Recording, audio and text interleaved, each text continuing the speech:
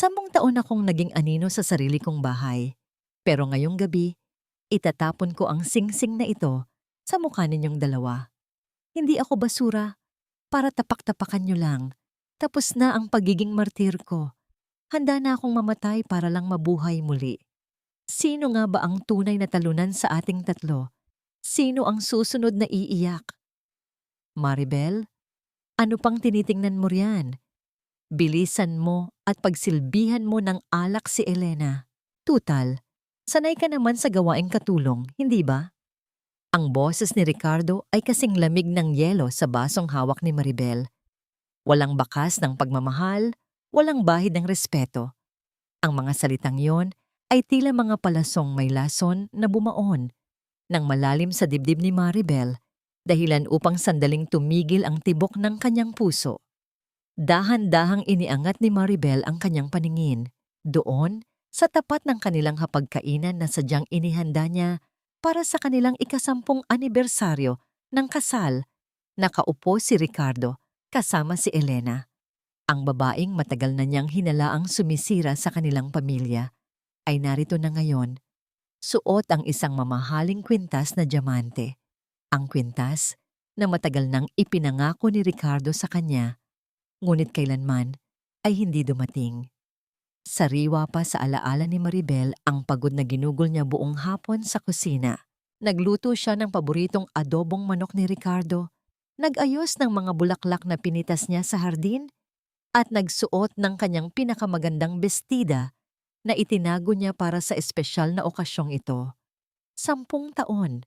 10 taon ng pagtitiis, pagtitipid at pagiging tapat na asawa. Inakala niyang sa gabing ito, muli silang magkakalapit. Ngunit ang regalong natanggap niya ay hindi bulaklak o alahas, kundi ang harap-harapang pagpahiya sa sarili niyang pamamahay. Nanginig ang mga daliri ni Maribel habang hawak ang bote ng mamahaling alak. Nararamdaman niya ang init ng mga luha na nagbabadyang pumatak, ngunit pilit niya itong pinipigilan. Ayaw niyang makita nila ang kanyang kahinaan. Ayaw niyang magtagumpay si Elena sa panonood ng kanyang pagkagiba. Bumara ang isang matigas na bukol sa kanyang lalamunan at ang bawat hininga niya ay tila may kasamang bubog na sumusugat sa kanyang baga. Tumingin si Elena kay Maribel, isang mapang-uyam na ngiti ang nakapinta sa mga labi nito. Salamat, Maribel. Make sure it's chilled. You know how Ricardo likes his drinks, right? After all, you've been his loyal servant for a decade. Hindi sumagot si Maribel. Ang kanyang paningin ay nakapako sa cellphone ni Ricardo na nakalapag sa mesa, katabi mismo ng kanyang pinggan. Sa isang iglap, umilaw ang screen nito. Isang mensahe mula sa isang hindi kilalang numero ang lumarawan sa madilim na silid. Handa na ang mga papeles para sa pagpapaalis sa kanya sa bahay. Pirma mo na lang ang kulang, Ricardo. Ngayong gabi na ba nating itatapon ang basurang yan? Ang mundong kinatatayuan ni Maribel ay tila biglang gumuho. Ang lamig ng aircon sa silid ay naging kasing lupit ng isang bagyo sa gitna ng karagatan.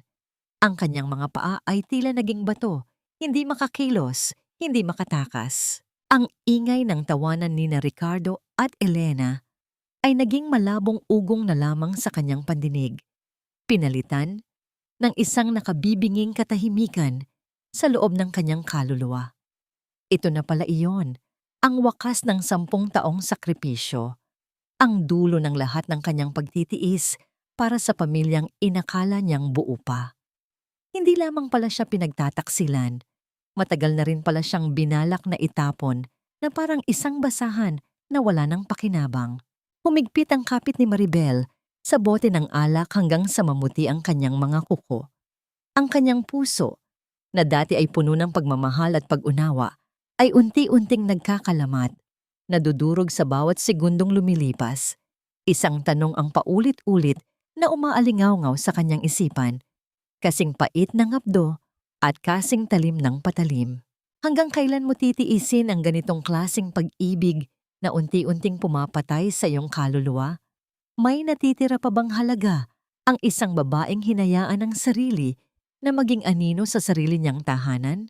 Nanatili siyang nakatayo roon, isang larawan ng pagkawasak sa gitna ng karangyaan. Ang kanyang katahimikan ay hindi tanda ng pagsuko, kundi isang hudyat ng isang bagyong kapaparating. Ngunit sa mga sandaling ito, ang tanging nararamdaman niya ay ang malamig na hapdi ng katotohanan na sa mata ng taong pinag-alayan niya ng buhay, siya ay wala ng halaga. Hindi mo ba narinig ang sinabi ni Ricardo Maribel?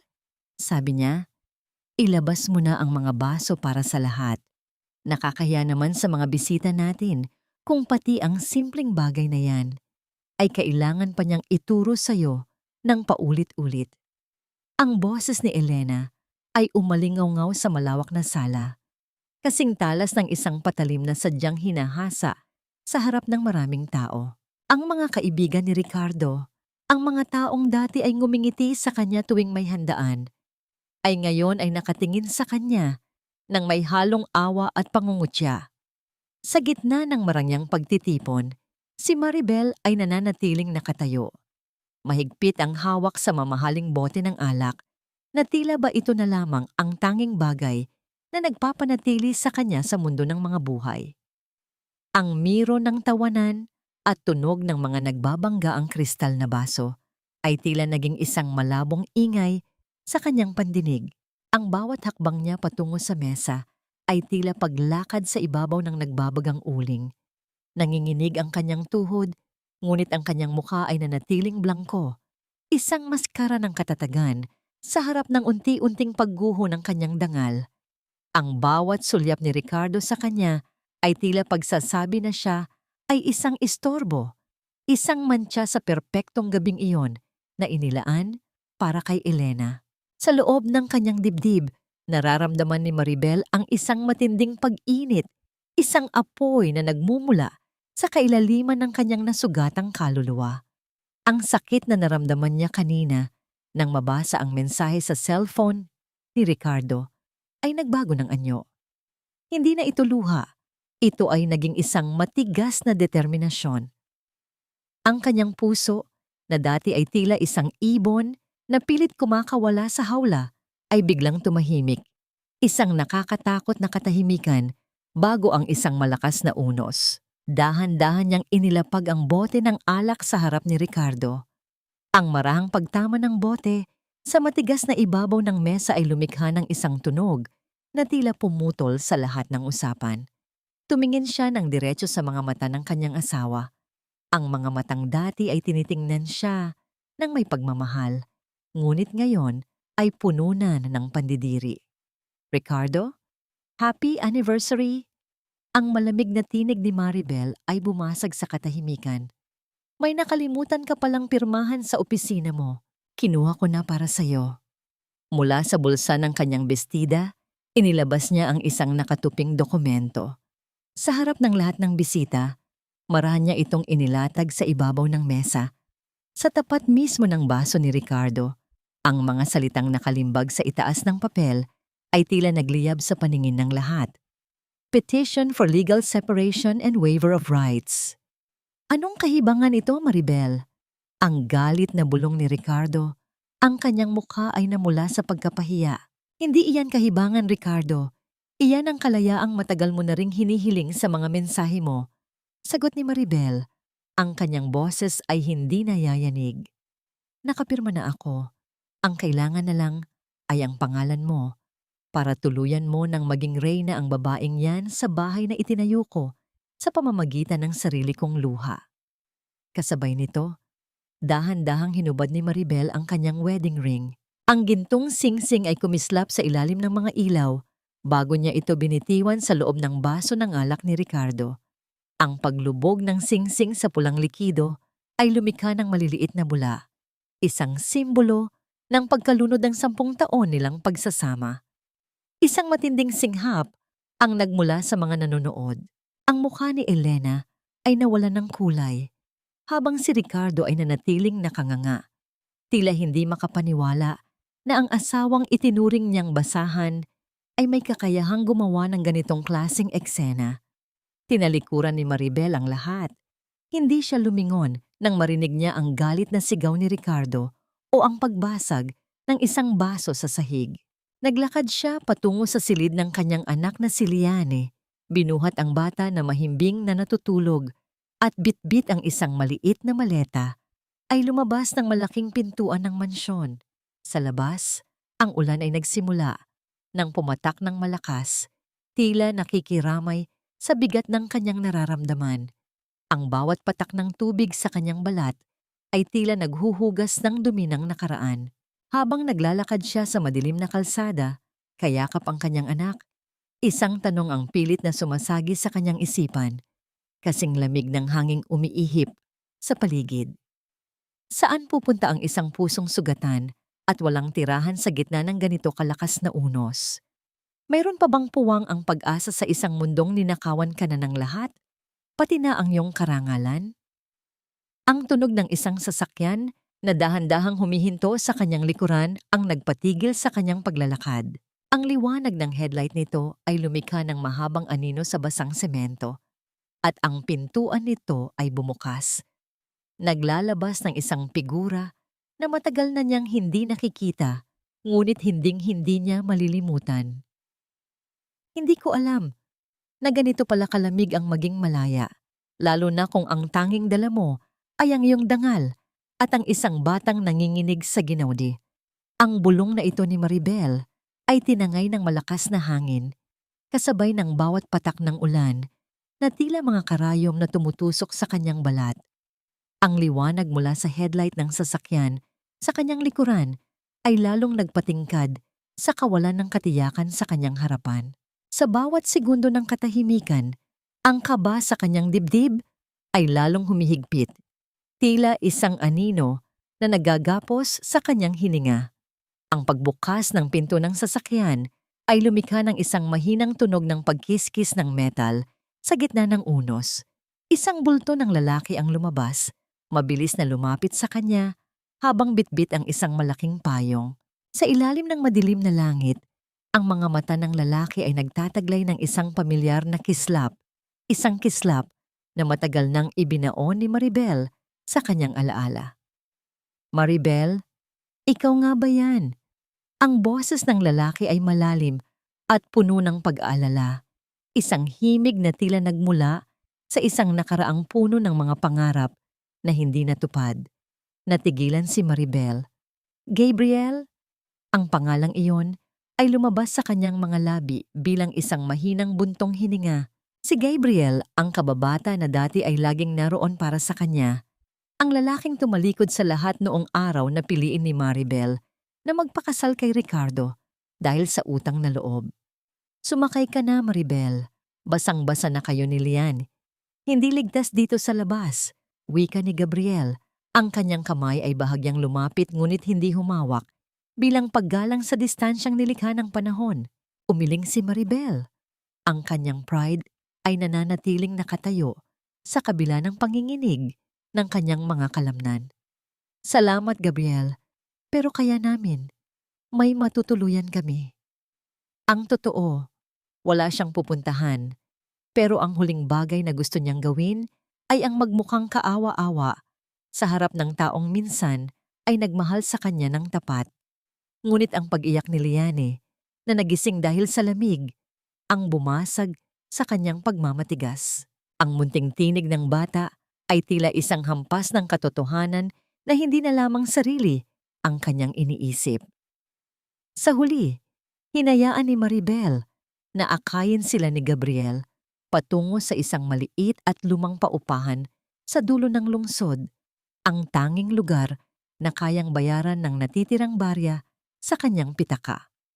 Pagdating sa loob ng silid, ang amoy ng luma at basang kahoy ang sumalubong sa kanila. Ang kisame ay may mga mantsa ng tagas ng ulan, at ang tanging kama ay isang manipis na kutsyon sa sahig.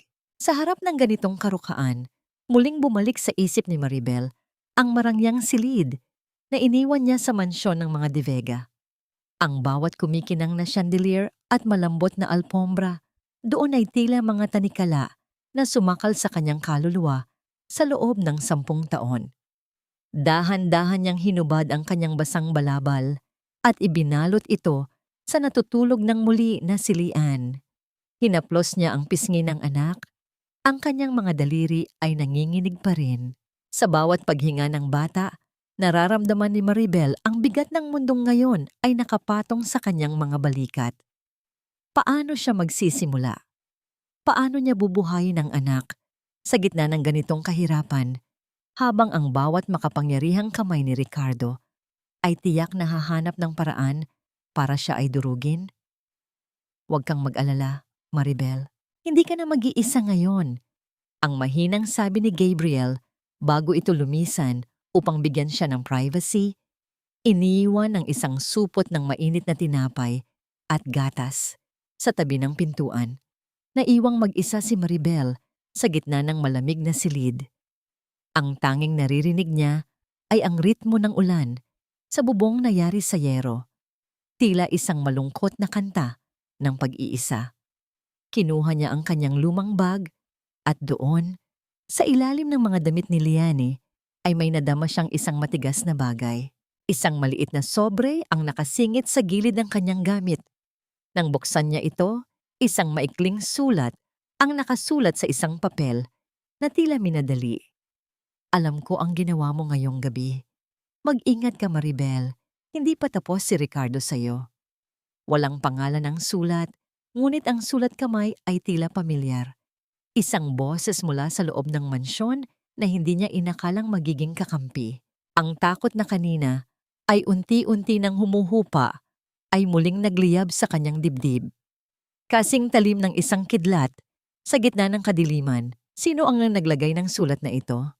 At hanggang saan ang kayang gawin ni Ricardo upang bawiin ang kontrol na inakala niyang pag-aari niya habang buhay? Pasensya ka na, Hija, pero baka hindi ka bagay dito sa aming karinderya. Masyadong malambot ang iyong mga kamay para sa ganitong klase ng trabaho at baka hindi mo kayanin ang init at pagod mula umaga hanggang gabi.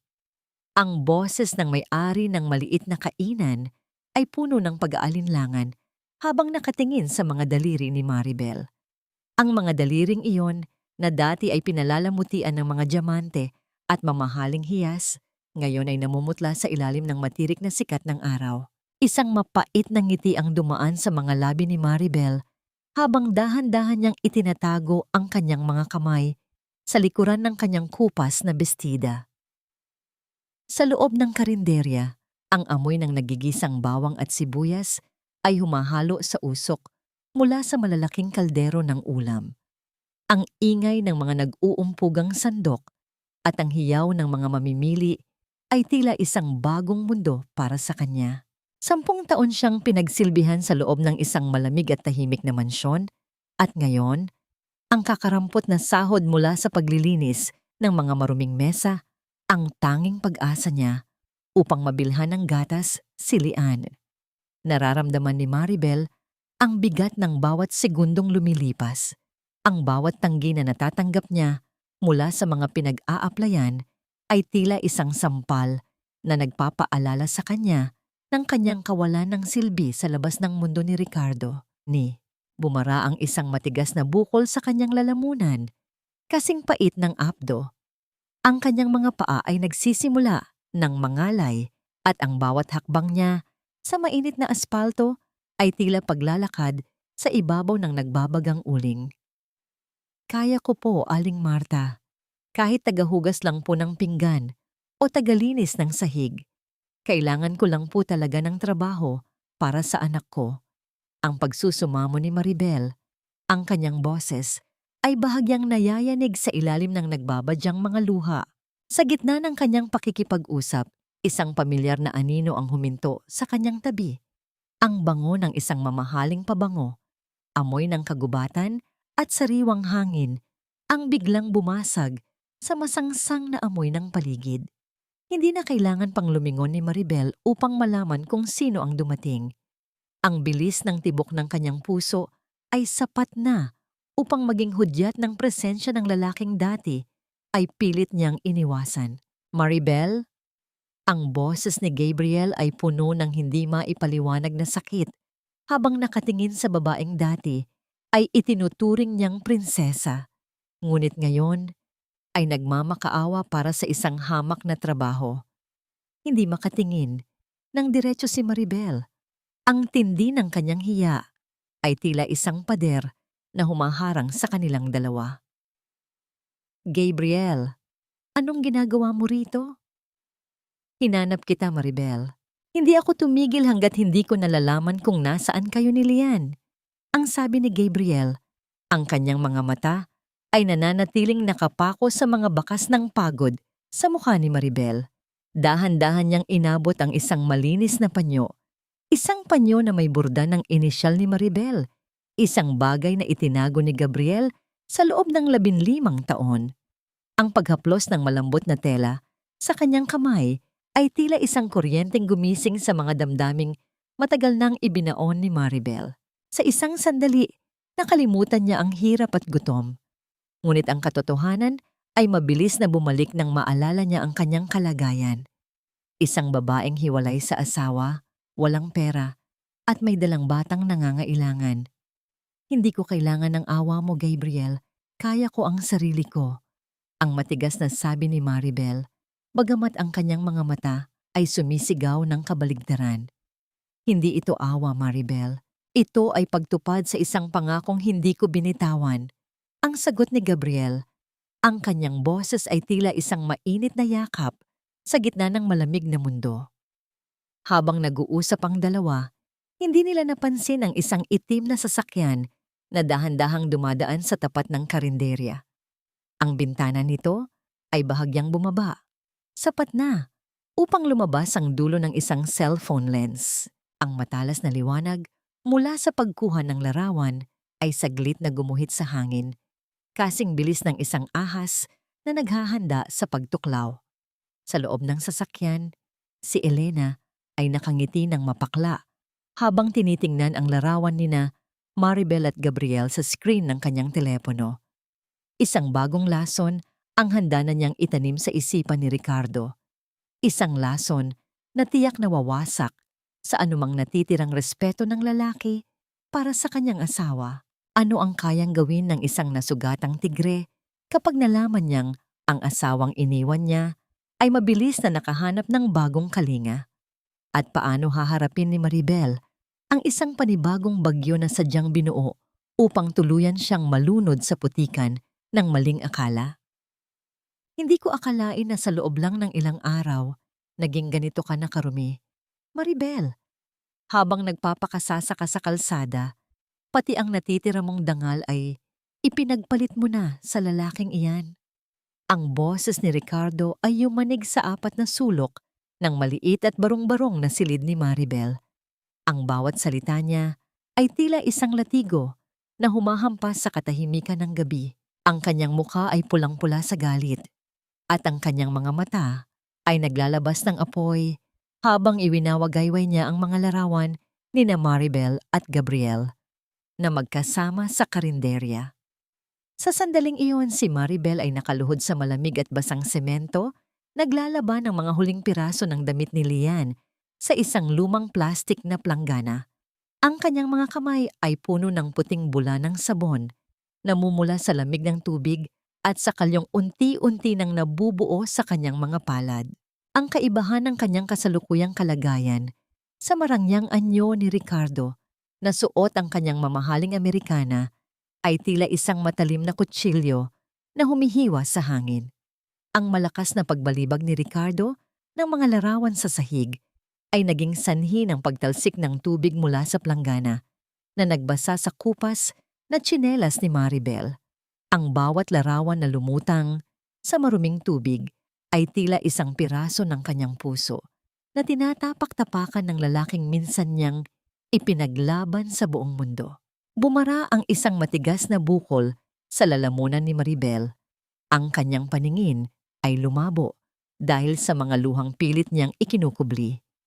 Ang bawat hininga niya ay tila may kasamang bubog na sumusugat sa kanyang lalamunan. Hindi siya makasigaw, hindi niya maipaliwanag ang sakit ng mapagbintangan ng isang bagay na kailanman ay hindi niya ginawa, lalo na mula sa taong siya mismong naging tapat na taksil sa kanilang sumpaan. Bakit ang bilis ng mundong baligtarin ang katotohanan? Bakit ang taong nambasag ng iyong puso Ang siya pa ngayong may ganang ituring kang isang salarin sa harap ng sarili mong anak? Sumagot ka, Maribel. Akala mo ba ay hindi ko malalaman ang muling pag-atungal ni Ricardo? Ngayon, naiintindihan ko na kung bakit ganoon ka na lang kabilis bumitaw sa akin. Dahil pala, may nakaabang na bago. At sa ganito mo pang klaseng lugar dinala ang anak ko? Sa isang lungga ng mga daga?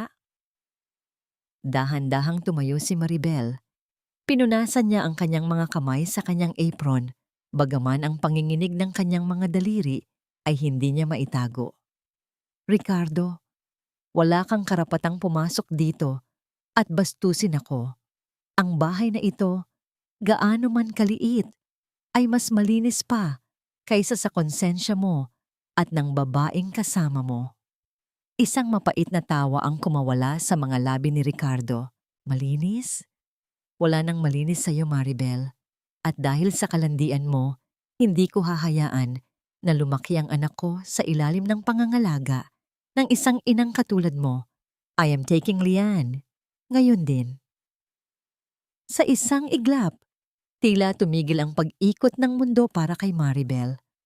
Ang takot na kanina ay isang kaba lamang ay naging isang higanting alon na lumunod sa kanyang buong pagkatao. Mabilis siyang humarang sa pintuan ng maliit na silid kung saan natutulog si Lian. Huwag mong subukan, Ricardo. Mamamatay muna ako bago mo makuha ang anak ko. Ang boses ni Maribel ay naging matigas, kasing talim ng isang kidlat sa gitna ng unos. Talaga? Tignan natin kung hanggang saan ang tapang mo sa harap ng batas.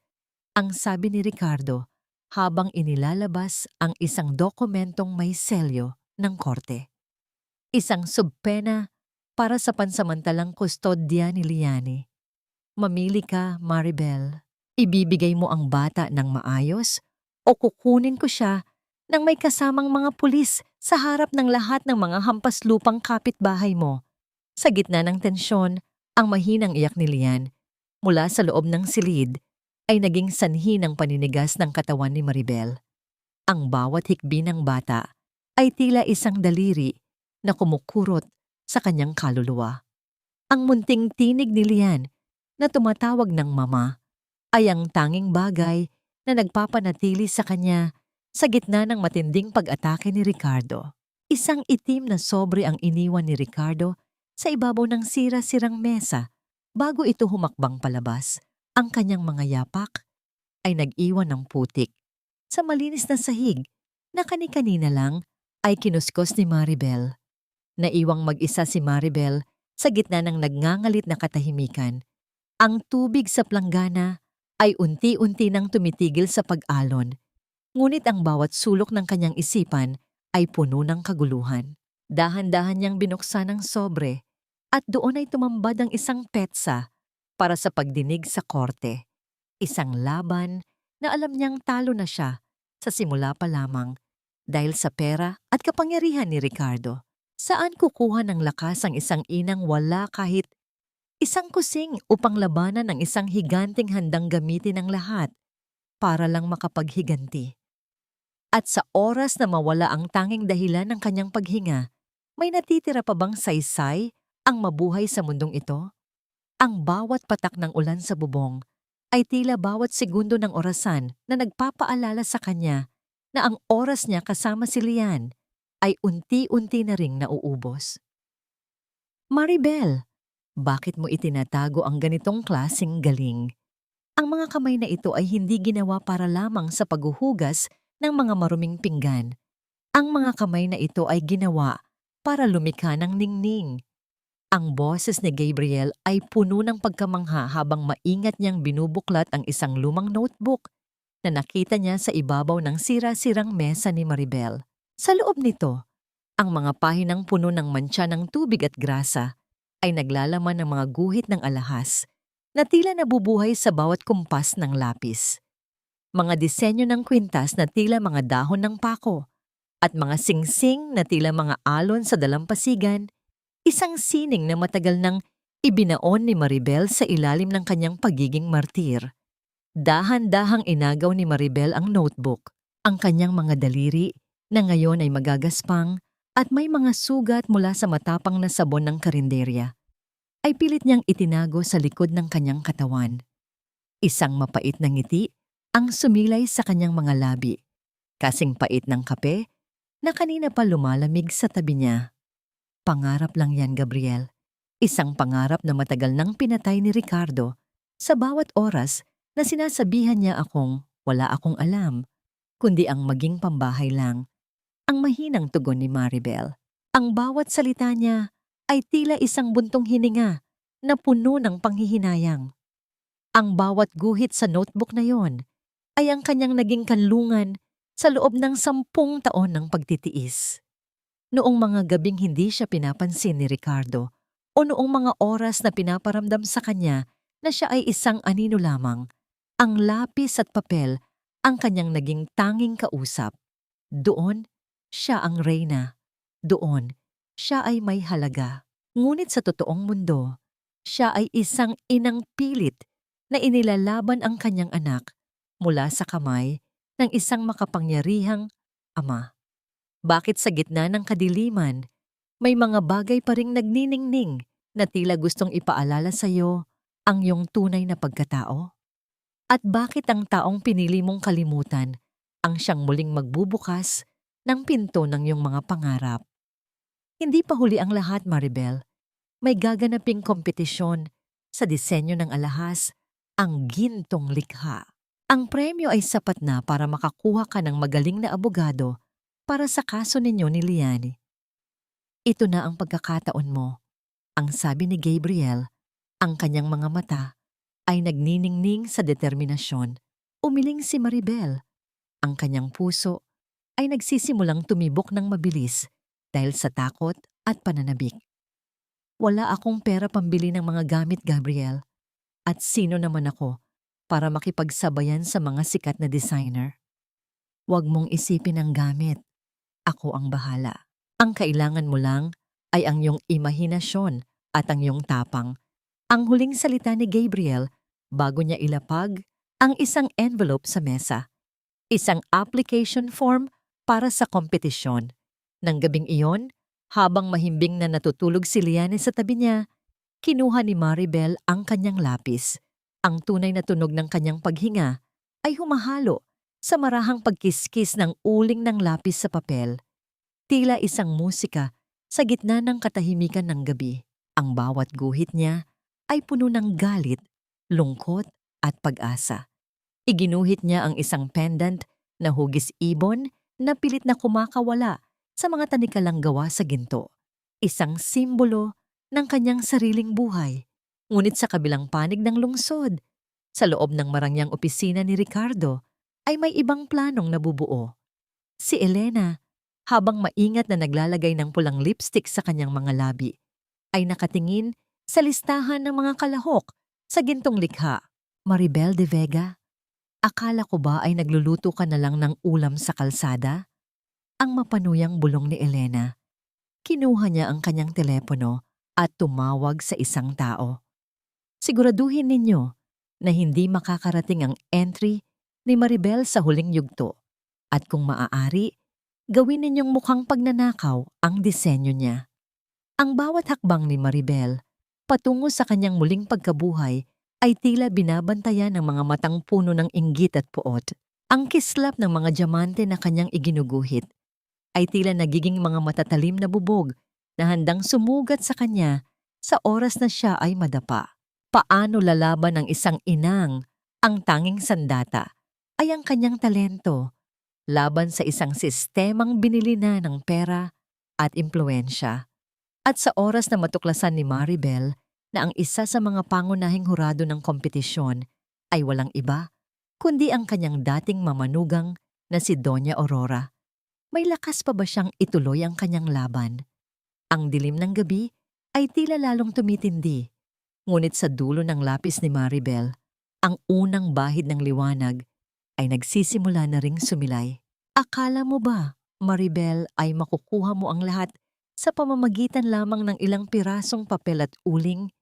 Did you really think you could stand among the elites after you chose to live like a beggar? Ang boses ni Doña Aurora ay kasing talim ng isang labaha. Bawat salita ay sadyang idinisenyo upang hiwain ang natitirang kumpiyansa sa sarili ni Maribel. Sa loob ng malawak at malamig na bulwagan ng gintong likha, ang bawat yabag ng sapatos ng matanda sa makintab na sahig na gawa sa marmol ay tila isang martilyo na tumatama sa dibdib ni Maribel. Ang dating mamanugang na tiningnan niya bilang ina sa loob ng 10 taon ay narito ngayon, nakaupo sa gitna ng mga hurado, suot ang kanyang askara ng pagiging perpekto at kapangyarihan. Sa kabilang banda, si Maribel ay nakatayo sa gitna ng silid, bit-bit ang kanyang portfolio na may mga bakas ng kanyang paghihirap. Ang kanyang lumang bestida na maingat niyang pinlansya upang magmukhang disente ay tila isang malaking mantsa sa gitna ng mga designer na suot ang mga pinakabagong moda mula sa Paris at Milan. Ang lamig ng aircon sa silid ay hindi sapat upang palamigin ang pawis na namumuo sa kanyang noo, kasing init ng hiya na unti-unting lumalamon sa kanyang pagkatao. Ang bawat sulyap ng mga tao sa paligid ay puno ng pangungutya. Sino nga naman ang mag-aakalang ang asawa ng isang De Vega ay magiging isang hamak na aplikante na tila galing sa palengke? Nararamdaman ni Maribel ang panginginig ng kanyang mga tuhod. Ang bawat hininga niya ay tila isang mabigat na pasanin at ang kanyang lalamunan ay tuyot na tuyot, tila punong-puno ng buhangin. Sa kabila nito, ang kanyang isipan ay lumilipad sa maliit na silid kung saan naghihintay si Lian, ang munting batang tanging dahilan kung bakit siya nananatiling nakatayo sa kabila ng lahat ng paglapastangan sa kanyang dangal. Bakit sa tuwing susubukan mong bumangon, ang nakaraan ay tila isang anino na laging handang humila sa'yo pabalik sa putikan? May puwang pa ba ang isang inang nagmamahal sa isang mundong ang tanging batayan ng halaga ay ang kintab ng ginto at ang dulas ng salapi? Let's see this masterpiece of yours, ang mapanuyang sabi ni Elena habang lumalapit sa mesa ng mga hurado. Siya ay naroon bilang kinatawan ng kumpanya ni Ricardo, ang pangunahing sponsor ng kompetisyon. Wait, this design, I've seen this before. It's almost identical to a piece from a French jewelry house last season. Doña Aurora, look, I think we have a thief among us. Inilapag ni Elena ang isang magazine sa tapat ng mga hurado, katabi ng sketch ni Maribel ng kanyang lipad ng kalayaan, ang pendant na hugis ibon. Ang pagkakahawig ay nakapangingilabot, bagaman alam ni Maribel sa kanyang puso na ang bawat linya ng kanyang guhit ay nagmula sa sarili niyang sakit at pangarap. Maribel De Vega, plagiarizing is a serious offense. This is not just garbage, it's a crime. Ang mariing deklara ni Doña Aurora, ang kanyang boses ay naging kasing lamig ng kamatayan. Security, please escort this woman out and make sure she is banned from any professional design circles for life. Ang tunog ng pagbagsak ng sketchpad ni Maribel sa sahig ay tila ang tunog ng sarili niyang pangarap na nawawasak sa libo-libong piraso. Ang mga papel na naglalaman ng kanyang pag-asa ay kumalat sa maruming sahig, tinatapakan ng mga taong dumadaan. Ang bawat hakbang ng security guard patungo sa kanya ay tila isang hatol ng bitay. Hindi ko yan ninakaw. Iyan ay mula sa sarili kong karanasan. Ang sigaw ni Maribel, ngunit ang kanyang tinig ay nalunod sa bulong ng mga taong nanonood. Sa pintuan ng bulwagan, nakatayo si Gabriel. Ang kanyang mukha ay puno ng matinding galit at lungkot. Tatakbo sana siya upang saklolohan ang babae. Ngunit ang isang sulyap mula kay Maribel, isang sulyap na puno ng pagsusumamo at kahihiyan, ang nagpatigil sa kanya. Habang hinihila si Maribel palabas, ang kanyang huling nakita ay ang nakakalokong ngiti ni Elena at ang malamig na titig ni Doña Aurora. Ang ulan sa labas ay nagsimulang pumatak. Tila nakikiramay sa bawat luhang pilit na ibinabaon ni Maribel sa kanyang puso. Paano magsisimulang muli ang isang babaeng hindi lamang ninakawan ng asawa at anak, kundi ngayon, ay binansagan pa bilang isang magnanakaw sa harap ng buong industriya. At sa gitna ng ganitong matinding kawalan ng katarungan, meron pa bang himala na kayang magbalik ng liwanag sa kanyang nagdidilim na mundo? Ang kaisa-isang papel na naiwan sa kanyang kamay ay ang guhit ng kanyang anak na si Lian. Isang simpleng drawing ng isang bahay na may 2 tao. Isang bahay na tila ba hindi na niya muling mararating. Maribel, bakit mo hinayaang tapakan nila ang iyong dangal? Nang gano'n na lamang, hindi ba't ang sabi mo? Ang ibon ay hindi sumusuko sa paglipad kahit bali na ang kanyang mga pakpak? Ang boses ni Gabriel ay tila isang mainit na haplos sa gitna ng nagyayelong gabi. Nakatayo siya sa pintuan ng maliit na dampa ni Maribel, basang-basa ng ulan, ngunit ang kanyang mga mata ay nag-aapoy sa hindi maipaliwanag na determinasyon. Sa loob, nakaupo si Maribel sa sahig. Yakap-yakap ang kanyang mga binti, habang ang guhit ng kanyang anak ay basang-basa na rin ng kanyang sariling mga luha. Ang bawat higbi niya ay tila isang piping pagsusumamo sa langit. Kasing pait ng usok mula sa lampara na unti-unti nang nauubusan ng langis. Sa tabi niya, ang isang maliit na mangkok ng malamig na kanin ay nananatiling hindi nagagalaw. 10 taon siyang nagluto para sa isang pamilyang hindi marunong magpasalamat. At ngayong gabi, kahit ang sarili niyang sikmura ay hindi na niya kayang pakainin dahil sa bigat ng kahihiyang kanyang tinamo. Ang bawat salita ni Doña Aurora na magnanakaw ay tila isang tatak na naitanim sa kanyang noo. Isang lason na unti-unting pumapatay sa kanyang pagnanais na lumaban pa. Bakit sa tuwing sinusubukan mong maging tapat, ang mundo ay laging pumapanig sa mga sinungaling na may hawak na ginto? Mayroon pa bang puwang ang katarungan para sa isang inang ang tanging yaman ay ang kanyang malinis na pangalan? Wala na, Gabriel. Tapos na ang laban. Narinig mo naman sila. Wala nang tatanggap sa akin. Paano ko na mababawi sila yan kung sa mata ng batas, isa akong kriminal? Ang boses ni Maribel ay nanginginig. Halos pabulong na lamang sa gitna ng ingay ng ulan sa bubong. Dahan-dahang lumapit si Gabriel at lumuhod sa tapat niya. Inilabas niya ang isang tablet mula sa kanyang bag at ipinakita ang isang larawan, isang screenshot ng isang lumang blog mula sa ibang bansa na may petsang 3 taon na ang nakalilipas. Look at this, Maribel. Ang magazine na ipinakita ni Elena ay isang pekeng kopya. Ang disenyong sinasabi niyang ninakaw mo ay hango sa isang lokal na artist sa Paris na matagal nang pumanaw. At ang totoo, ang kumpanya ni Ricardo ang bumili ng rights nito noon pa, pero hindi nila inilabas. Elena manipulated the dates in that magazine to make it look like you copied it. Natigilan si Maribel. Ang kanyang puso ay biglang tumibok ng mabilis, tila isang tambol na nagbibigay ng hudyat ng digmaan. Paano mo nalaman ito? Hindi lang ikaw ang may mga mata sa loob ng industriya, Maribel. May mga taong sawa-sawa na rin sa pagmamalabis ng mga De Vega. Ang sagot ni Gabriel, ang kanyang boses ay puno ng pag-asa. May isang empleyado sa printing house na inutusan ni Elena na baguhin ang mga petsa sa magazine. Takot siya, pero handa siyang magsalita kung masisiguro natin ang kanyang kaligtasan. Ang bawat salita ni Gabriel ay tila isang liwanag na unti-unting bumubura sa kadiliman ng silid. Ang pag-asa na kailanman ay hindi tuluyang namamatay sa puso ni Maribel ay muling nagliyab. Hindi na lamang ito tungkol sa kompetisyon. Tungkol na ito sa kanyang pagkatao, sa kanyang karangalan bilang isang ina. Hindi tayo susuko, Maribel. Ipaglalaban natin ito ng tahimik muna. Hahayaan nating isipin nila na panalo na sila hanggang sa dumating ang araw ng Grand Gala.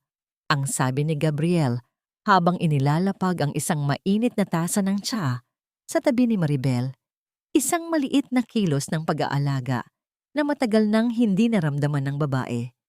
Ngunit ang katahimikan ng gabi ay biglang bumasag ng ang isang marahas na pagpalo sa kahoy ng kanilang pintuan ang umalingaw-ngaw sa buong bahay.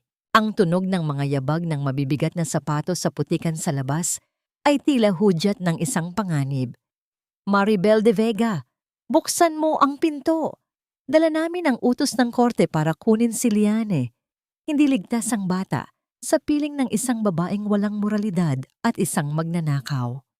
Ang boses ni Ricardo, na puno ng puot at tagumpay, ay nanggagaling sa labas. Ang takot ay muling gumapang sa balat ni Maribel. Mabilis siyang tumayo at yinakap ang kanyang anak na nagising at nagsimulang umiyak. Ang bawat kalabog sa pinto ay tila bawat tibok ng kanyang puso na gustong kumawala sa kanyang dibdib. Saan kukuha ng proteksyon ng isang inang pilit na ginigiba ng sarili niyang asawa sa tulong ng batas na binili ng pera?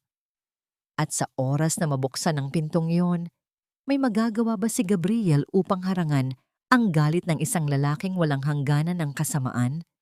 Ang bintana sa likod ng silid ang tanging daan, ngunit ang dilim ng gabi at ang malakas na agos ng baha sa labas ay tila isa ring bitag na naghihintay sa kanila. Ibigay mo sa akin ang bata, Maribel. Huwag mo nang hintayin na kaladkarin ka ng mga pulis sa harap ng anak mo dahil sa katigasan ng ulo mo. Wala kang moralidad, wala kang pera, at ngayon, isa ka pang magnanakaw sa mata ng mundo. Anong klaseng kinabukasan ang ibibigay mo sa kanya rito, sa pusali? Ang boses ni Ricardo ay kasing talim ng isang palakol na dahan-dahang tumatama sa bawat hibla ng pagkatao ni Maribel.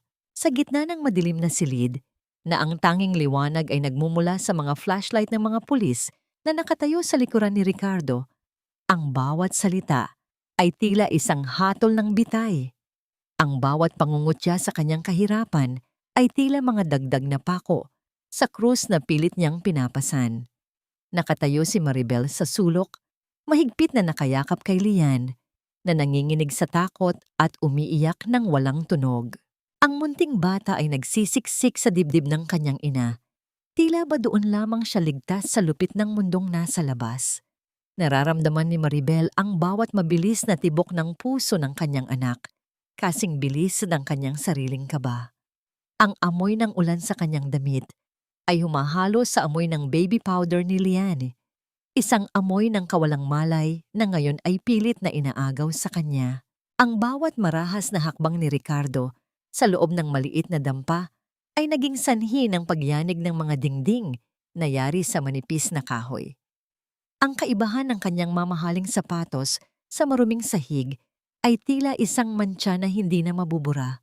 Sa labas, ang tunog ng pag-ikot ng mga ilaw ng sasakyan ng pulis ay lumilikha ng mga aninong tila mga dambuhalang handang lumamon sa kanilang dalawa. Bumara ang isang matigas na bukol sa lalamunan ni Maribel. Ang kanyang mga kamay ay tila nawalan ng lakas, ngunit ang kanyang diwa ay nananatiling gising. Ang bawat hininga niya ay puno ng pait, kasing pait ng katotohanang ang batas na dapat ay nagpoprotekta sa kanila ay siya pang ginagamit upang sila ay paghiwalayin. Bakit ang pag-ibig ng isang ina ay kailangang dumaan sa ganito katinding pagsubok? At bakit ang taong nangako na poprotekta sa inyo ang siya pang ngayong naging pinakamalupit ninyong kaaway? Maribel? Ang mahinang boses ni Gabriel sa kanyang likuran ay puno ng pagdadalamhati. Hayaan mo na muna sila. Kung lalaban tayo ngayon sa pisikal na paraan, baka lalo lang tayong matalo sa korte. May hawak tayong ebidensya, Maribel. Ibabalik natin si Liane. Pangako iyan. Umiling si Maribel. Ang kanyang mga luha ay sa wakas ay pumatak na, kasing init ng kumukulong tubig sa kanyang puso. Hindi ko kaya, Gabriel. Hindi ko kayang matulog na wala siya sa tabi ko. Dadalhin mo ba siya sa kulungan kung sakaling arestuhin kanila dahil sa obstruction of justice? Ang mariing tanong ni Gabriel. Ang kanyang mga kamay ay marahang humawak sa balikat ni Maribel upang bigyan ito ng lakas. Isipin mo ang bata. Hayaan mo muna siyang dalhin ni Ricardo sa mansyon. Mas ligtas siya roon kaysa makakita ng karahasan ngayong gabi. We will fight them where it hurts the most, in the eyes of the public. Dahan-dahan, tila isang robot na nawalan ng baterya, ay lumuwag ang yakap ni Maribel kay Lian. Ang bawat sentimetro ng paglayo ng katawan ng bata sa kanyang dibdib ay tila pagpunit sa kanyang sariling balat. Ang pag-abot ni Ricardo sa bata ay naging sanhi ng isang matinding hiyaw mula kay Lian. Isang hiyaw na tila bumasag sa lahat ng natitirang piraso ng puso ni Maribel. "Mama! Mama!" Ang sigaw ng bata, habang pilit na inaabot ang mga kamay ni Maribel. Walang nagawa si Maribel, kundi panoorin ang kanyang anak na isinasakay sa itim na sasakyan ni Ricardo. Ang pag-andar ng makina at ang unti-unting paglayo ng mga ilaw ng sasakyan sa kadiliman ay tila pagkuha na rin sa kanyang huling hininga. Nanatili siyang nakaluhod sa putikan. Ang kanyang mga kamay ay nakabaon sa basang lupa. Tila ba doon niya gustong ilibing ang lahat ng kanyang sakit. Ngunit sa gitna ng kanyang pagluha, ang kanyang mga mata ay biglang nagbago. Ang dating lambot ng isang mapagmahal na ina ay napalitan ng isang malamig at matalim na kislap. Ang bawat patak ng ulan sa kanyang mukha ay tila naging langis na nagpaalab sa apoy ng kanyang paghihiganti. "Gabriel." Ang boses ni Maribel ay naging kasing lamig ng kamatayan. "Ilabas mo ang lahat ng ebidensya. Gusto kong makita kung paano babagsak ang bawat haligi ng mansyong yon. Gusto kong makita si Elena na gumagapang sa putikang ito na kinalalagyan ko ngayon." Ang pagsisimula ng kanyang pagbangon ay hindi na lamang para sa kanyang sarili. Ito ay para sa bawat luhang pumatak mula sa mga mata ni Liane. Ang bawat hakbang niya patungo sa Grand Gala ay magiging bawat pako sa kabaong ng reputasyon ni na Ricardo at Elena. Handa na bang harapin ng mga De Vega ang isang inang wala ng takot na mawalan dahil kinuha na sa kanya ang lahat? At sa oras na mabuksan ang katotohanan, sino ang tunay na magnanakaw sa harap ng buong mundo? Ang katahimikan ng gabi ay nabasag lamang ng isang malakas na kulog. Tila isang pagsang-ayon ng langit sa sumpa ng isang babaeng nagpasya nang hindi na muling maging anino. Ang bawat kislap ng diamante sa aking harapan ay tila bawat patak ng luha ni Liane na naging bato sa aking puso. Hindi na ako ang babaeng marunong pang lumuha.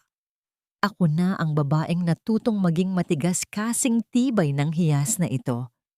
Ang bulong na ito ni Maribel ay tila isang sumpa sa gitna ng tahimik na silid-gawaan ni Gabriel. Sa loob ng 3 araw, hindi siya lumabas. Ang kanyang mga mata na dati ay puno ng pighati ay ngayon ay tila 2 nagbabagang uling sa gitna ng kadiliman. Ang bawat kumpas ng kanyang kamay sa paghubog ng ginto at paglalagay ng mga bato ay puno ng isang klase ng galit na hindi sumisigaw, kundi nanunuot sa bawat hibla ng kanyang ginagawa. Ang tunog ng marahang pagkiskis ng liha sa matigas na metal ay ang tanging musika sa silid, isang ritmo na tila sumasabay sa pintig ng kanyang puso. Walang anumang ingay ng makina, tanging ang hininga ni Maribel na tila isang hudyat ng paparating na unos. Ang amoy ng mainit na metal at chemical ay humahalo sa bango ng kape na hindi na niya nagawang inumin. Kasing pait ng kanyang mga alaala sa loob ng mansyon ni Ricardo. Nararamdaman ni Maribel ang bawat sugat sa kanyang mga daliri, ngunit hindi niya ito iniinda. Ang bawat hapdi ay paalala ng bawat sampal at pang-uuyam na natanggap niya mula kina Elena at Doña Aurora. Ang kaisa-isang bagay na nagpapanatili sa kanyang wisyo ay ang imahe ni Liane, ang kanyang anak, na ngayon ay tiyak na hinahanap siya sa malawak at malamig na pasilyo ng mga De Vega. Bakit kung kailan ka nawalan ng lahat, doon mo pa lamang matutuklasan ang tunay mong lakas? At sapat ba ang ningning ng isang alahas upang tabunan ang kadilimang itinanim nila sa iyong pagkatao?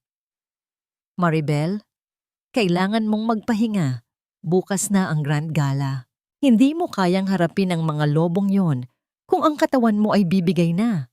Ang bawat salita ni Gabriel ay puno ng pag-aalala habang inilalapag ang isang bagong bihis sa tabi ng mesa.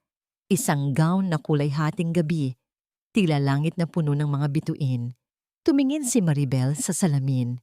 Ang babaeng nakatingin sa kanya ay hindi na ang Maribel na nakasuot ng apron at tsinelas. Ang kanyang buhok ay maayos na nakapusod. Ang kanyang balat ay tila nagkaroon ng bagong buhay sa ilalim ng mga ilaw ng workshop. At ang kanyang mga mata ay nagtataglay ng isang awtoridad na hindi nabibili ng salapi. Hindi ako magpapahinga, Gabriel, hanggat hindi ko nakikita ang mukha ni Ricardo kapag nalaman niyang ang basura na itinapon niya ay ang siyang wawasak sa kanyang imperyo. Ang sagot ni Maribel, ang boses niya ay tila isang malamig na hangin na nagmumula sa isang kuweba. Handa na ba ang lahat? Ang ebidensya? Ang mga dokumento mula sa printing house? Tumango si Gabriel. Handa na ang lahat, Maribel. Ang tanging kailangan na lang ay ang iyong pagpasok. Pero mag-ingat ka. Doña Aurora is a master of deception. She will try to humiliate you the moment you step on that red carpet. Isang mapait na ngiti ang sumilay sa mga labi ni Maribel. Dahan-dahan niyang kinapa ang loob ng kanyang bulsa at inilabas ang isang maliit na Crayola. Isang Crayola na naiwan ni Lian sa kanyang bulsa bago sila paghiwalayin. Ang maliit at pudpud na bagay na yon ay tila isang anting-anting na nagbibigay sa kanya ng lakas na hindi kayang ibigay ng anumang ginto. Hayaan mo siyang subukan, Gabriel. Dahil ngayong gabi, ang bawat hiyas na suot ko ay magiging saksi sa bawat kasinungalingan nila. Ang huling salita ni Maribel, bago niya isuot ang kwintas na siya mismo ang lumikha, ang pigati ng isang ina. Isang obra na kasing ganda ng isang panaginip, ngunit kasing pait ng katotohanan. Ngunit sa gitna ng kanilang paghahanda, isang hindi inaasahang tunog ang nagmula sa pintuan ng workshop. Ang marahang pagpihit ng doorknob at ang pagpasok ng isang figurang nakatalukbong ng itim ay nagpatigil sa kanilang pag-uusap. Maribel, huwag kang magkakamaling pumunta sa gala. Ang babala ng boses na tila pamilyar, isang boses na nagmumula sa loob mismo ng kumpanya ni Ricardo.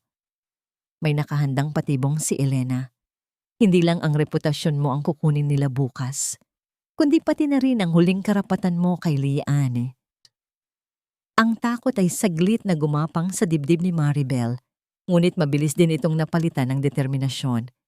Sino ang taong ito na naglalakas loob na magbabala sa kanya sa huling sandali?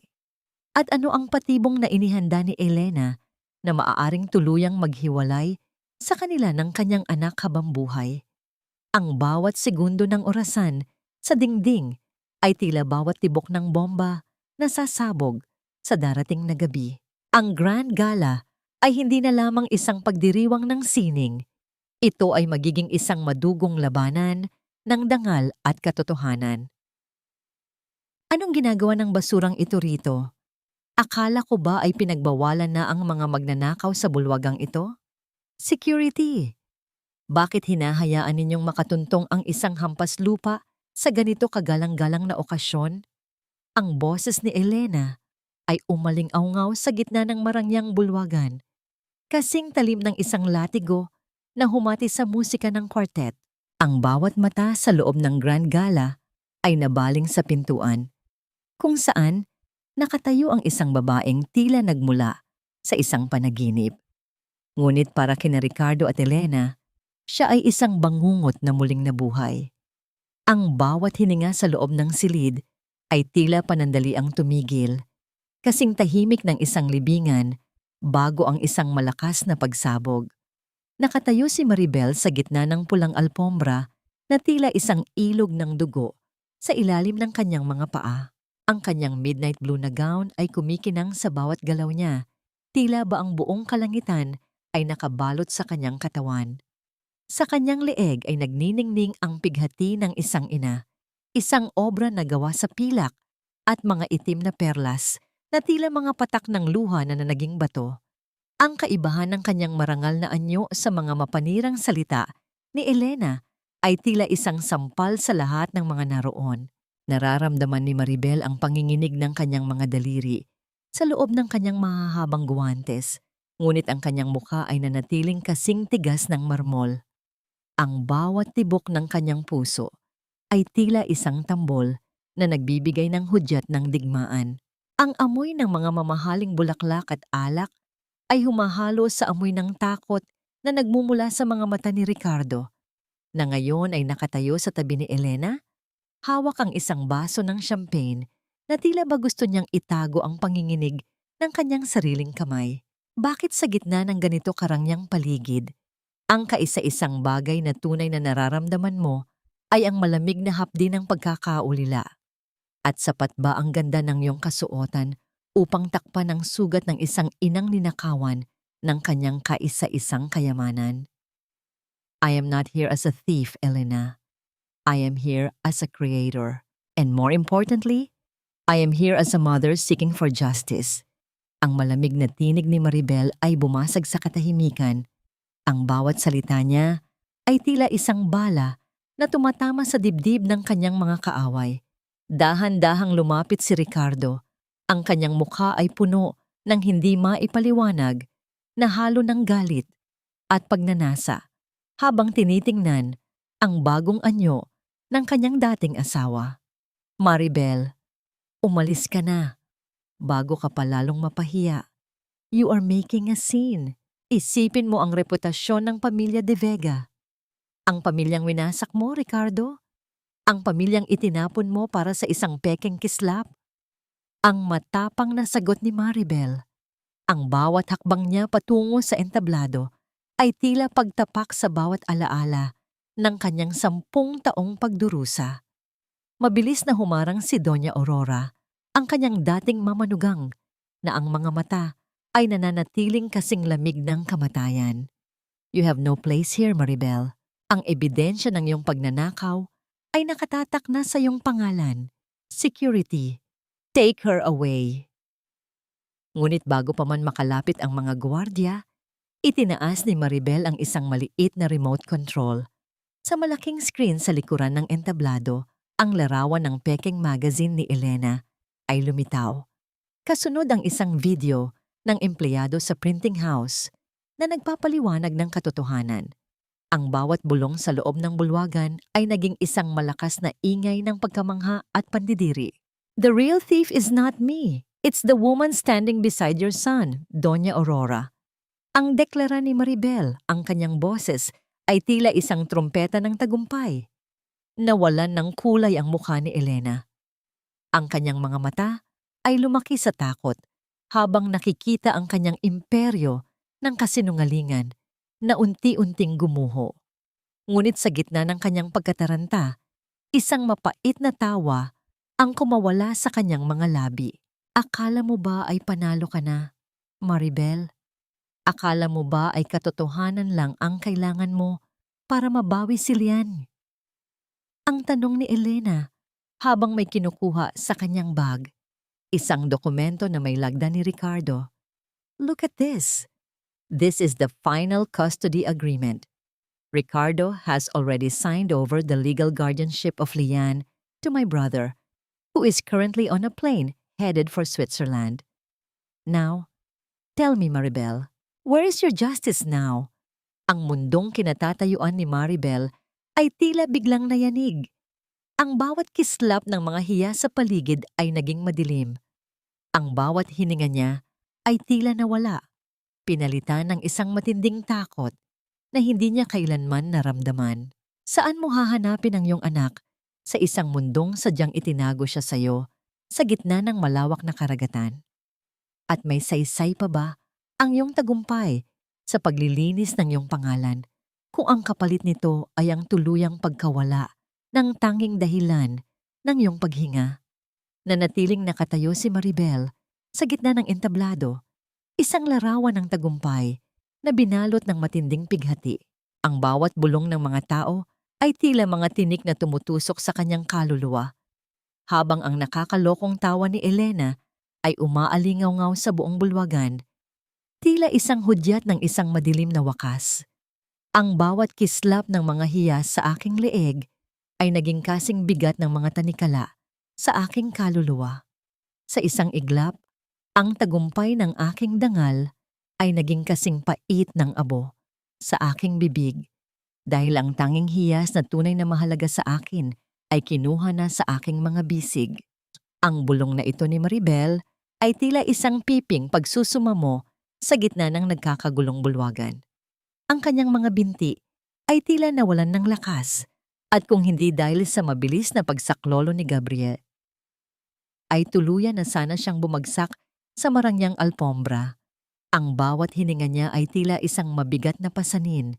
Kasing pait ng katotohanang ang kanyang paghihiganti ay naging mitya ng tuluyang pagkawala ni Lian. Sa tapat niya, si Ricardo ay nakatayo ng tila isang estatwang gawa sa yelo. Ang kanyang mukha ay dahan-dahang nawawalan ng kulay habang pinagmamasdan ang dokumentong iwinawagayway ni Elena. Ang bawat salita ni Elena tungkol sa pag-alis ni Lian patungong Switzerland ay tila isang malakas na sampal na gumising sa kanyang natutulog na budhi. Elena, ano ang ibig mong sabihin? Ang nauutal na tanong ni Ricardo. Ang kanyang boses ay nanginginig sa takot. Ang sabi mo, ang pinirmahan ko ay dokumento para sa proteksyon ng kumpanya para hindi ito makuha ni Maribel sa annulment. Isang mapait at matagumpay na tawa ang kumawala sa mga labi ni Elena. Ang bawat kislap ng kanyang mga mata ay puno ng kamandag. Masyado kang naging kampante sa kapangyarihan mo, Ricardo. Ipinagkatiwala mo sa akin ang lahat, pati na ang legal na pangangalaga sa anak mo. Ngayon, ang kapatid ko na ang may hawak sa kanya at hinding-hindi nyo na siya muling makikita hanggat hindi ninyo ibinibigay sa akin ang bawat sentimo ng yaman ng mga De Vega. Nararamdaman ni Maribel ang pagdagundong ng galit sa kanyang dibdib, isang galit na mas matindi pa sa anumang unos. Dahan-dahan siyang tumayo. Ang kanyang mga mata ay nakapako kay Elena na tila isang tigre na handang sumakmal. Ang bawat kumpas ng kanyang kamay ay puno ng awtoridad na nagmumula sa sakit ng isang ina. Hayop ka, Elena. Ang boses ni Maribel ay naging kasing lamig ng kamatayan. Wala kang puso. Ninakaw mo ang asawa ko. Sinira mo ang buhay ko. At ngayon, pati ang anak ko ay gagawin mong sangla para sa pera mo? Bakit sa gitna ng ganito karangyang paligid, ang kaisa-isang bagay na tunay na nararamdaman mo ay ang amoy ng pagkabulok ng pagkatao ng mga taong nasa harap mo? At mayroon pa bang puwang ang pagpapatawad sa isang mundong ang tanging wika ay ang kasakiman? Maribel, kailangang makarating tayo sa airport. Ang sigaw ni Gabriel habang hinihila ang kamay ni Maribel. May 30 minutos pa tayo bago lumipad ang pribadong eroplano ni Doña Aurora na gagamitin nila. I can track the signal of the car used to transport Lian. Ang mabilis na pagtakbo ni na Maribel at Gabriel palabas ng bulwagan ay naging sanhi ng paghawi ng mga tao. Ang bawat hakbang ni Maribel sa matigas na sahig ay tila bawat tibok ng orasan na nagpapaalala sa kanya na ang oras niya kasama ang anak ay unti-unti na ring naglalaho sa dilim ng gabi. Sa loob ng sasakyan ni Gabriel, ang tunog ng mabilis na pag-andar ng makina ay humahalo sa marahas na paghinga ni Maribel. Ang bawat ilaw ng lungsod na nadadaanan nila ay tila mga malalabong alaala ng isang buhay na wala ng katiyakan. Ang kanyang mga kamay ay mahigpit na nakahawak sa krus na nakasabit sa kanyang leeg. Ang kanyang mga labi ay walang tigil sa pagdarasal ng isang dalanging puno ng desperasyon. Samantala, sa loob ng Grand Gala, si Ricardo ay naiwang mag-isa sa gitna ng entablado. Ang bawat sulyap ng mga tao sa kanya ay puno ng pandidiri at pangungutya. Ang lalaking inakala niyang may kontrol sa lahat ay ngayon ay isa na lamang talunang ama na nalinlang ng sarili niyang kabit. Sa isang sandali ng katotohanan, kinuha ni Ricardo ang bote ng alak sa mesa at ibinalibag ito sa sahig. Ang marahas na pagbasag ng kristal ay tila ang tunog ng kanyang sariling buhay na tuluyan ng nawasak. Security! Pigilan niyo si Elena! Tawagan ang mga autoridad! Ang sigaw ni Ricardo, ngunit huli na ang lahat.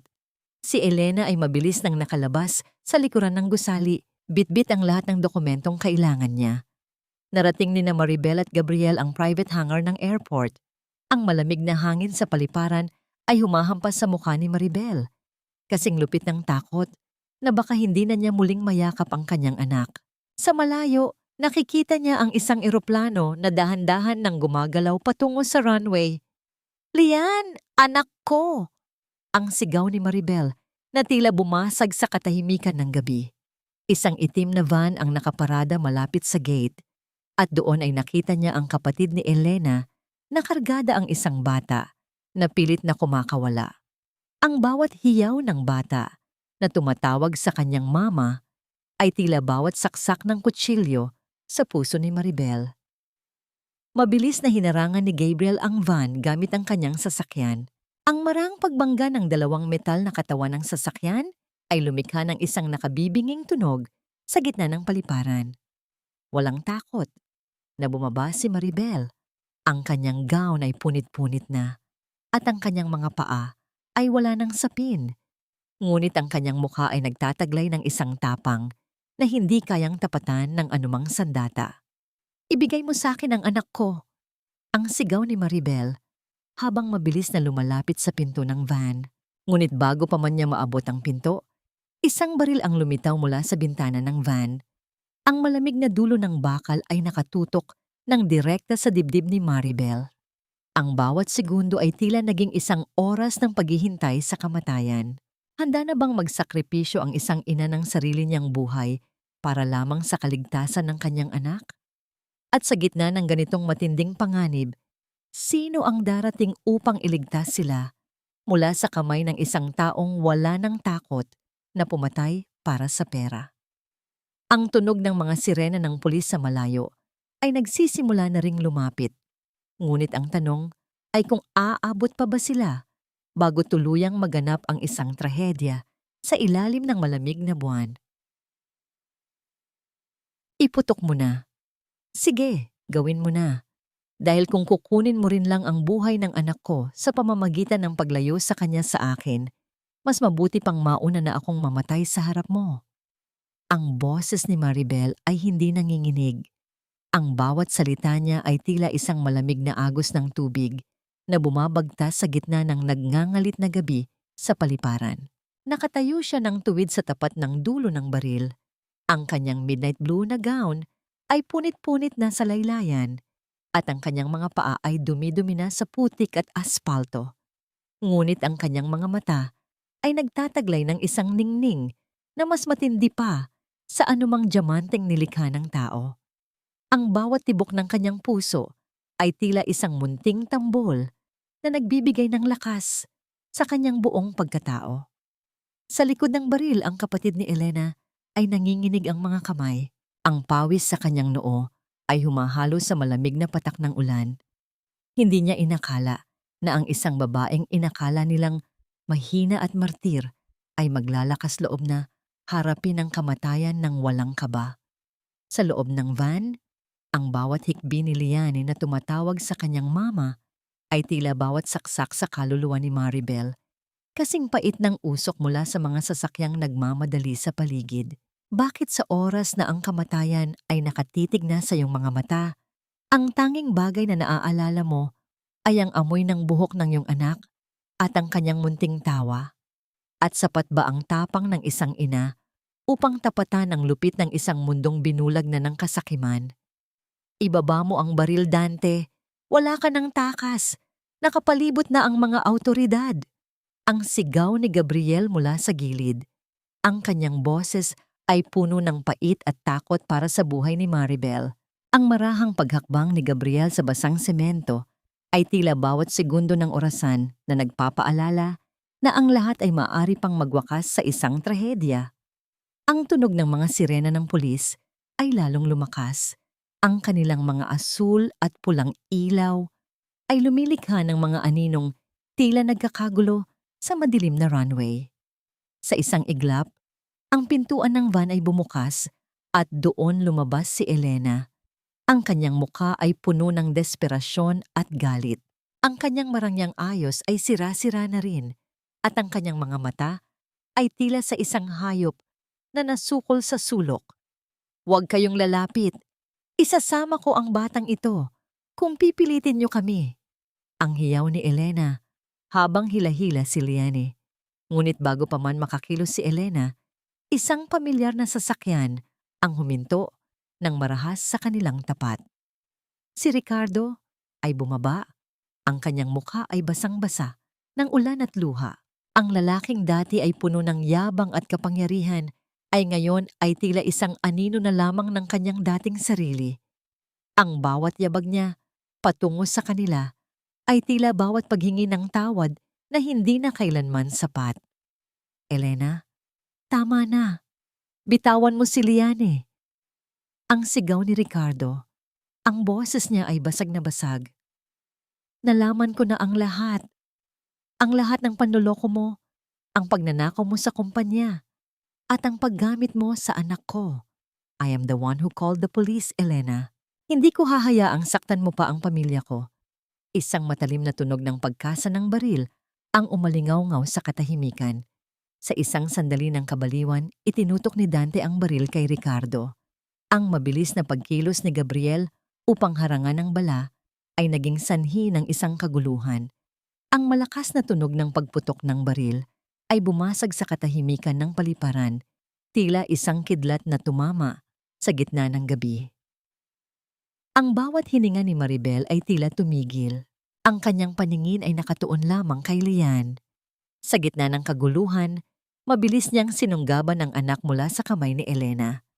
Ang pagyakap niya sa munting bata ay tila ang muling pagkabuo ng kanyang sariling mundo. Ang amoy ng ulan at ang init ng katawan ni Lian, ang tanging katotohanan sa gitna ng karahasang nakapaligid sa kanila. "Mama, Mama," ang tanging nasabi ni Lian habang nagsisiksik sa leeg ni Maribel. Agad na dinaluhong ng mga pulis sina Elena at Dante. Ang marahas na pagdapa sa kanila sa basang aspalto at ang tunog ng mga posas na ikinakabit sa kanilang mga kamay ay tila ang huling kabanata ng kanilang kasamaan. Si Elena ay sumisigaw pa rin ng mga pagmumura, ngunit ang bawat salita niya ay nalulunod na sa ingay ng ulan at ng mga awtoridad. Samantala, si Gabriel ay nakaluhod sa sahig, hawak ang kanyang balikat kung saan dumaplis ang bala. Mabilis na lumapit si Maribel sa kanya. Ang kanyang mga mata ay puno ng pasasalamat at pag-aalala. Ang bawat haplos niya sa mukha ni Gabriel ay tila isang pangako ng paghilom. "Salamat, Gabriel. Salamat sa hindi pag-iwan sa amin." Ang bulong ni Maribel. Ang kanyang mga luha ay sa wakas ay pumatak na ng malaya. Hindi na dahil sa sakit, kundi dahil sa ginhawa. Tumingin si Maribel kay Ricardo na nakatayo sa malayo, mag-isa at basang-basa sa ilalim ng ulan. Ang bawat kislap ng mga hiyas sa leeg ni Maribel ay tila nagpapaalala kay Ricardo ng lahat ng kanyang nawala. Isang tapat na asawa, isang masayang pamilya, at ang kanyang sariling dangal. Walang salitang binitawan si Maribel. Ang kanyang pananahimik ay ang pinakamasakit na parusa para sa lalaking nambasag ng kanyang puso. Ang bawat hakbang ni Maribel palayo sa paliparan, karga si Lian at kaakbay si Gabriel ay tila paglalakad patungo sa isang bukang liwayway na matagal na niyang hinihintay. Ang gabi ay malalim pa rin, ngunit sa kanyang puso, ang unang sikat ng araw ay nagsisimula na ring sumilay. Ano ang pakiramdam ng muling makahinga nang walang bigat sa dibdib?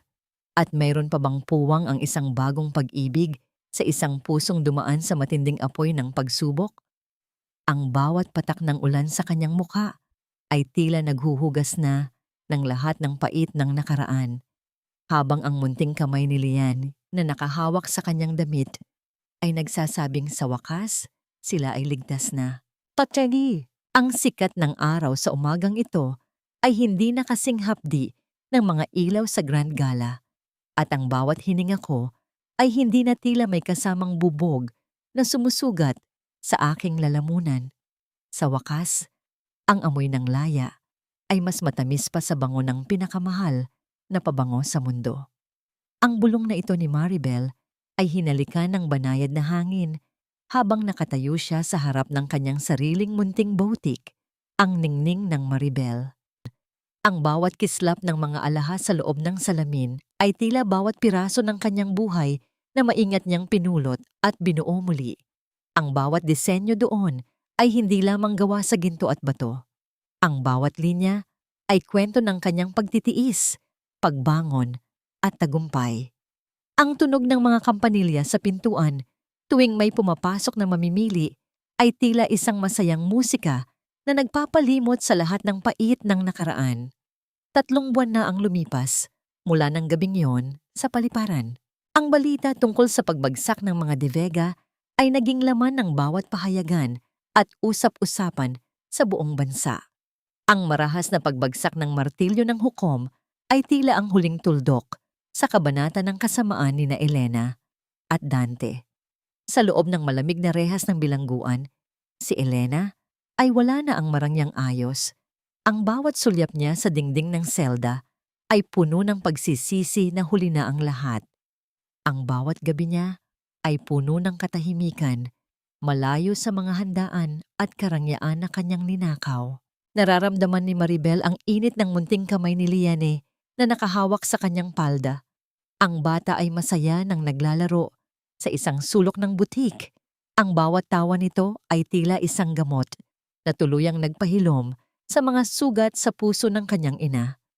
Ang munting tinig ni Lian na tumatawag ng mama ay ang tanging koronang kinikilala ni Maribel ngayon. Bakit sa gitna ng pagkawala ng lahat, doon mo pa lamang matatagpuan ang tunay na kayamanan na hindi kailanman mananakaw ng pera? At sapat ba ang sikat ng araw upang burahin ang bawat anino ng isang maling pag-ibig? Isang marahang pagkatok sa pintuan ang nagpalingon kay Maribel. Si Doña Aurora ay nakatayo roon. Ang kanyang mukha ay tumanda na nang husto sa loob ng maikling panahon. Ang dating reyna ng mga De Vega ay ngayon ay tila isang tuyong dahon na lamang na tinatangay ng hangin. Ang bawat hakbang niya patungo kay Maribel ay puno ng bigat ng hiyang kanyang dinadala. Maribel, ang boses ng matanda ay nanginginig. Wala na ang talim na dati ay pumapatay sa kumpiyansa ni Maribel. Hindi ako naparito para humingi ng kung anuman. Naparito ako para ibigay ang huling piraso ng iyong dangal.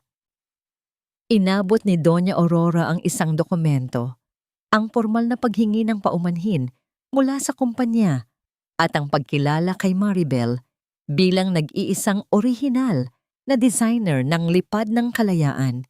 Ang bawat salita sa papel na yon ay tila paghuhugas ng bawat dumi na ipinahid nila sa pangalan ni Maribel. Ang utang na loob ay tapos na, Doña Aurora. Malaya na ako. Ang malamig ngunit mahinahong sagot ni Maribel. Ang bawat salita niya ay tila pagputol sa huling tanikala na nag-uugnay sa kanya sa pamilyang yon. At si Ricardo? Ang mahinang tanong ng matanda. Tumingin si Maribel sa malayo. Si Ricardo ay nasa isang rehabilitation center ngayon. Sinusubukang ayusin ang kanyang sarili matapos mawala ang lahat. Ang kanyang yaman, ang kanyang kumpanya, at ang kanyang pamilya. Isang malalim na buntong hininga ang kumawala sa mga labi ni Maribel. Walang galit, walang puot, tanging isang malawak na dagat ng pagtanggap. Pinatawad ko na siya para sa sarili kong kapayapaan, pero ang pagpapatawad ay hindi nangangahulugan ng pagbabalik. Ang Maribel na kilala niya ay patay na. Ang kaharap niyo ngayon ay isang babaeng natutong mahalin ang sarili niya. Ang huling salita ni Maribel bago niya ihatid ang matanda sa labas. Nang dapit hapon na, ang langit ay nagkulay kahel at lila. Tila isang obra maestra na iginuhit ng tadhana. Si Gabriel ay lumapit sa kanya, bit-bit ang 2 tasa ng mainit na tsokolate. Ang bawat haplos ng kamay ni Gabriel sa kanyang balikat ay puno ng pangakong hindi na siya kailanman muling mag-iisa. Ang bawat tingin ni Gabriel ay tila isang tahanang ligtas sa anumang bagyo. Handa ka na bang umuwi? Ang tanong ni Gabriel. Ang kanyang boses ay tila isang malambot na unan sa gitna ng pagod ng araw. Tumango si Maribel at sumandal sa balikat ni Gabriel. Ang bawat kislap ng mga bituin sa langit ay tila bawat pangarap na muling nabuhay. Ang bawat hakbang nila palayo sa butik ay tila paglalakad patungo sa isang hinaharap na puno ng tunay na pag-ibig. Isang pag-ibig na hindi nananakit, hindi nagtatago, at higit sa lahat, isang pag-ibig na marunong rumespeto. Sino ang mag-aakalang ang isang anino ay magiging isang nagniningning na bituin? At sa dulo ng bawat luha, mayroon palang ngiti na naghihintay na kasing tamis ng unang ulan sa tag-araw. Ang katahimikan ng gabi ay hindi na nakakatakot. Ito ay puno na ng kapayapaan. Ang bawat pangarap ni Maribel ay hindi na lamang guhit sa papel. Ito ay buhay na katotohanan na kailanman ay hindi na muling mababasag. Ang paghilom ay hindi isang kaganapan na dumarating sa loob ng isang gabi. Ito ay isang mahaba at madilim na pasilyo na kailangan mong lakaran nang may dalang sariling sulo hanggang sa mahanap mo ang bukang liwayway. At sa wakas, matapos ang maraming taon ng pag-iyak sa dilim, ang liwanag na aking hawak ay hindi na kailanman muling mamamatay.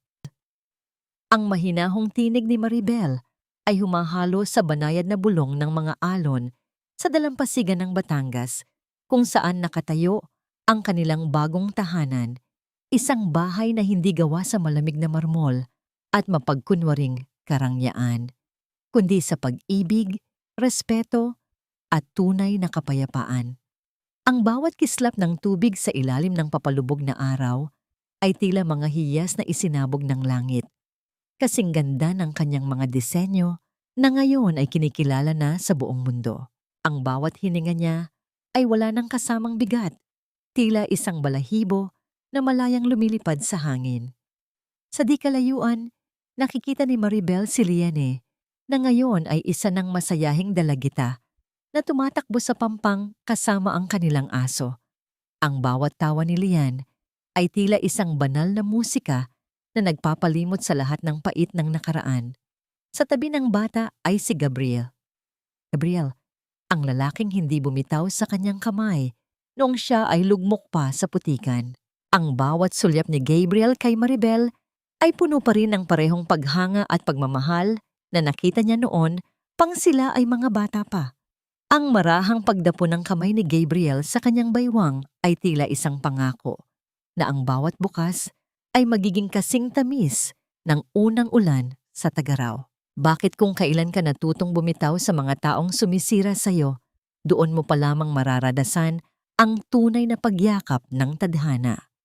At sapat ba ang pagpapatawad upang tuluyang mabura ang mga peklat ng nakaraan? Kamakailan lamang nakatanggap si Maribel ng isang liham mula sa probinsya. Si Ricardo, matapos ang ilang taon sa rehabilitasyon, ay namumuhay na ngayon ng payak bilang isang magsasaka sa lupain ng kanyang mga ninuno. Ang bawat salita sa kanyang sulat ay hindi na humihingi ng pagbabalik, kundi isang tapat na pag-amin sa kanyang mga pagkakamali. Sinabi niya na sa wakas ay nahanap na rin niya ang kanyang kapayapaan sa gitna ng katahimikan ng bukid, malayo sa ingay ng kasakiman na dati ay bumulag sa kanya. Napangiti si Maribel habang binabasa ang huling bahagi ng sulat ni Ricardo. Pinatawad na niya ito. Hindi dahil karapat-dapat ito sa kapatawaran, kundi dahil ang kanyang puso ay wala ng puwang para sa galit. Ang pagpapatawad ay hindi para sa nagkasala. Ito ay para sa biktima upang tuluyan na siyang makalaya.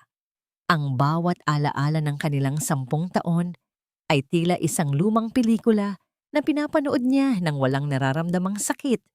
Tila ba ito ay kwento na ng ibang tao? Maribel, handa na ang hapunan. Ang malambing na tawag ni Gabriel. Ang kanyang boses ay tila isang mainit na kumot sa gitna ng malamig na dapit hapon. Dahan-dahang lumakad si Maribel patungo sa kanyang pamilya. Ang bawat yabag ng kanyang mga paa Sa malambot na buhangin ay tila bawat tibok ng pusong natutong magmahal muli. Ang amoy ng nilulutong pagkain at ang bango ng dagat ay humahalo sa bawat dalangin ng pasasalamat na namumutawi sa kanyang mga labi. Ang kwento ni Maribel ay hindi lamang kwento ng isang babaeng iniwan at muling bumangon. Ito ay kwento ng bawat inang handang maging leon para sa kanyang anak, ng bawat asawang natutong tumayo para sa kanyang sariling dangal, at ng bawat taong naniniwalang mayroong laging pagkakataon para sa isang bagong simula. Ang lipad ng kalayaan ay hindi na lamang pangalan ng isang alahas. Ito ay naging paraan ng kanyang pamumuhay. Ang bawat bituin na nagsisimulang sumilay sa langit ay tila bawat pangarap na natupad. Ang kadiliman ng gabi ay hindi na isang banta, kundi isang pagkakataon upang makita ang ningning ng katotohanan. Sa dulo ng lahat ng hirap, ang tunay na ginto ay hindi nahuhukay sa lupa. Ito ay matatagpuan sa loob ng isang pusong dumaan sa apoy, ngunit nananatiling dalisay at mapagmahal.